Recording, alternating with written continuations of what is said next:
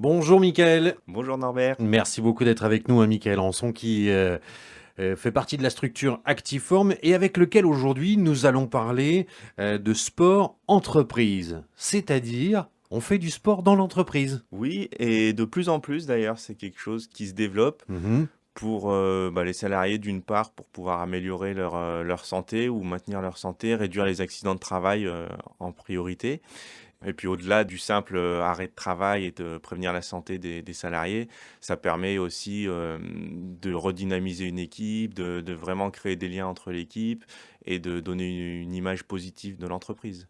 Alors comment ça fonctionne? En quoi est-ce que cela consiste exactement? Parce qu'on se dit, bon, du sport en entreprise, maintenir la santé, c'est bien, éviter les arrêts de travail, ok, mais comment on fait? Alors ça peut être des séances, je dirais générales ou sur lesquelles on va permettre aux personnes de pratiquer des activités physiques classiques, du fitness, de la marche nordique, de la course à pied ou alors des activités plus orientées, santé où en général on se déplace du coup dans l'entreprise pour faire un 1er diagnostic, connaître, les salariés, les contraintes des postes de travail et suite à ça, on leur propose des activités vraiment adaptées.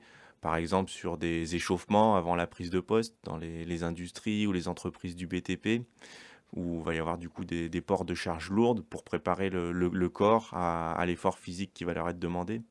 D'autant Mhm. plus que c'est des métiers qui souvent commencent à 5 heures du matin où le corps est encore, endormi. Ouais.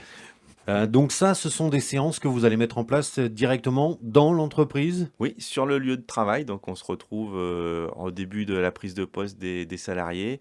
Donc soit on anime nous à chaque fois les séances pour, leur permettre d'avoir des séances, je dirais de meilleure qualité quand même.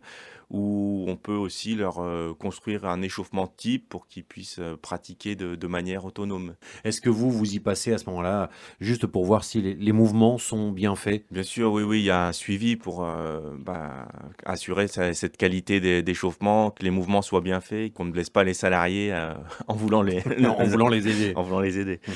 Il y a aussi, je suppose, si vous faites des échauffements, des étirements en fin de journée? Effectivement, donc en fin de travail, sur des métiers comme par exemple des aides à domicile ou des caissières en supermarché qui vont avoir des mouvements répétitifs ou encore une fois des ports de charges lourdes pour, étirer, assouplir, enlever les tensions de la journée.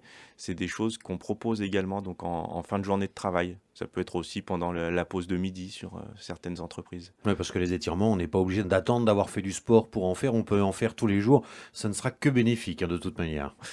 On voit aussi un peu la cohésion que ça peut amener dans les équipes. Vous pouvez faire ça? Oui, oui, oui, on peut du coup accompagner des entreprises sur des séjours sportifs, donc un week-end, une journée ou plus, pour mettre en place des activités du coup qui là seront plus sportives sur du canoë, du rafting, sur de la randonnée, de la course d'orientation, du VTT.